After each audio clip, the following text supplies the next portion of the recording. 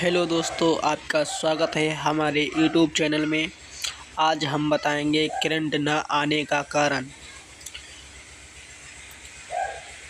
चलो शुरू करते हैं। पहले तो हम साइड पैनल खोलेंगे, फिर सीट खोल के दिखाएंगे।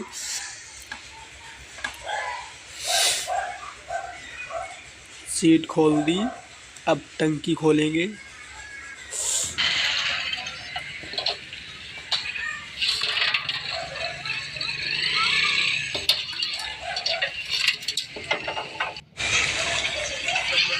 टंकी खोलने के बाद पहले तो हम चेक करेंगे CDI के जो तार थे वो ढीले हो चुके थे।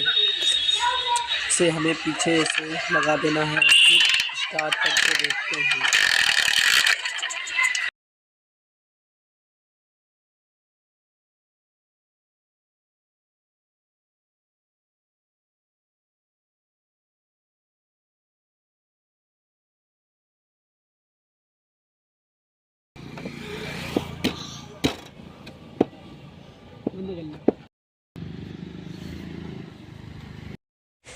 हेलो दोस्तों, आपका स्वागत है हमारे पवन मोटर्स रिपेयरिंग सेंटर में। अगर वीडियो अच्छा लगा हो तो लाइक करें, सब्सक्राइब करें और वीडियो को आगे बढ़ाएं।